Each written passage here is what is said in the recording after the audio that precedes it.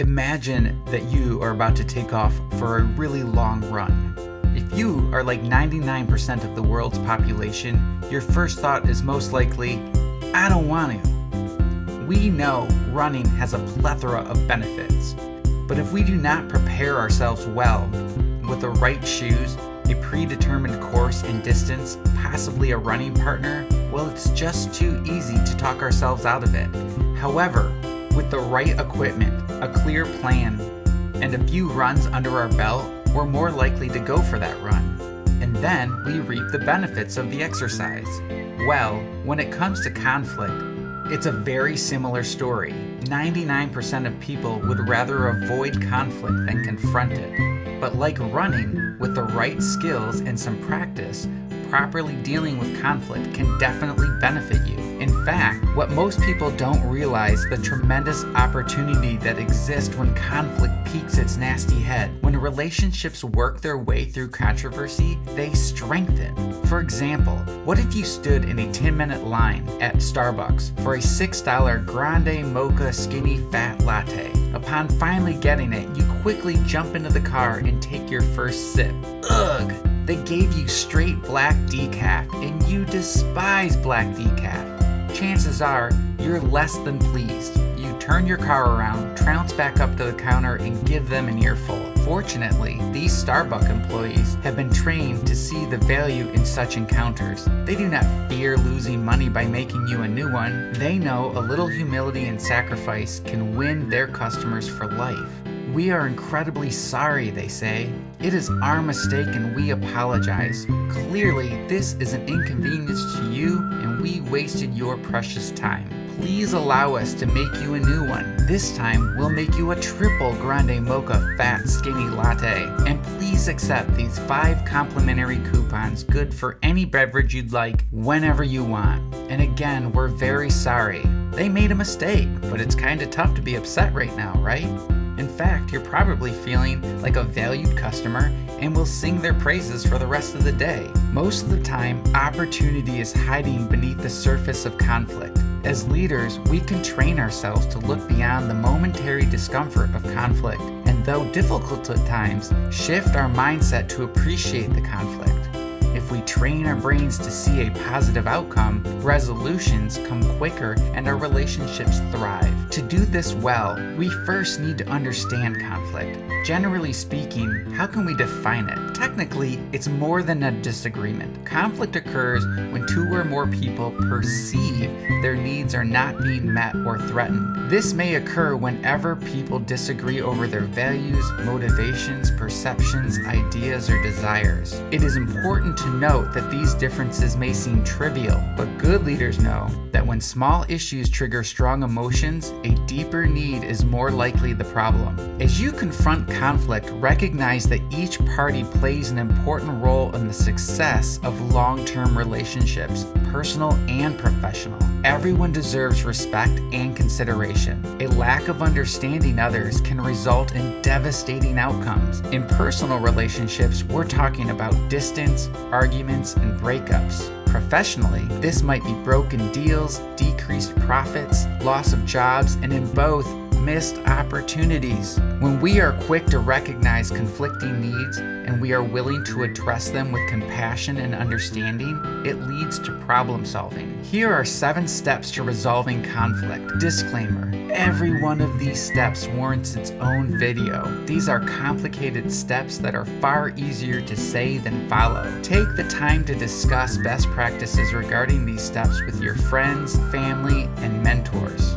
1. Approach conflict with humility. We all, me, you, and others, make mistakes. And that's okay. Accepting missteps with grace is liberating. People will quickly gain comfort in your presence and you will build genuine relationships. When you value relationships over being right, you make a healthy shift in the way you define success. 2. Seek to understand. This may be far more complicated than it appears. As leaders, we must master the art of reading body language and listen to what is being said, not just the words being voiced. If you find yourself thinking, how can this person be this upset over something like this, chances are they're not. Dig deeper, but be wise in the way you approach resolution. Differing personalities appreciate the way you approach conflict. While some people prefer that you get straight to the point, others may like to establish a warmer and more caring tone before jumping into the heart of matters. Do your best to read people and meet them where they are for best results. And that brings us to 3, and possibly the most important step in conflict resolution. Ask questions and do not talk.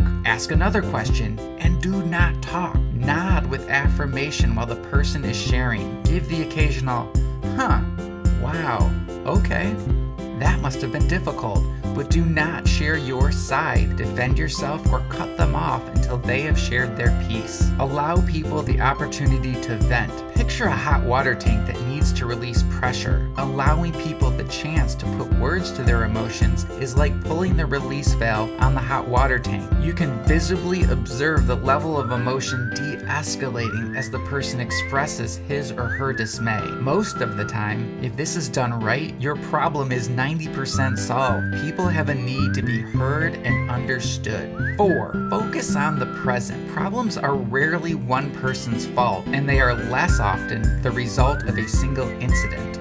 Unfortunately, this means resolving an issue is not fixing one problem but several, and resolving multiple issues at once is complicated. Try to focus on one topic at a time. This opens the door for each person to own their own fault.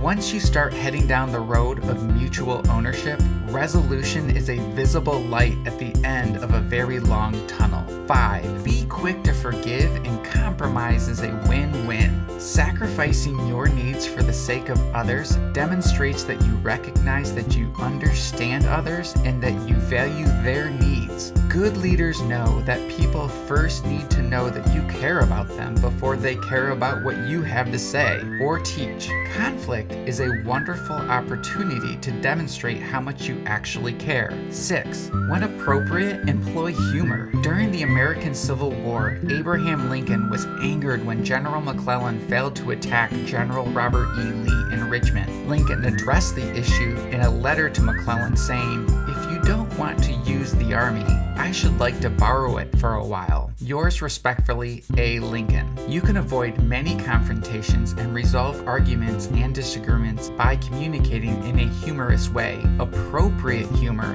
can help you say things that might otherwise be difficult to express without offending someone. However, it's important that you laugh with the other person, not at them. When humor and play are used to reduce tension and anger, reframe problems, and put the situation into perspective, the conflict can actually become an opportunity for greater connection. And 7, the last piece of advice is pick your battles. This can best be clarified by sage advice from the late Supreme Court Justice Ruth Bader Ginsburg. She was given advice on her wedding day by her mother-in-law. In every good marriage, it helps sometimes to be a little deaf. Ginsburg said she applied it to her job too. She says, "I have employed it as well in every workplace, including the Supreme Court. When a thoughtless or unkind word is spoken, best to tune it out. Reacting in anger or annoyance will not advance one's ability to persuade." Your ability to resolve conflict or head matters off before they turn into issues will serve you well in any profession.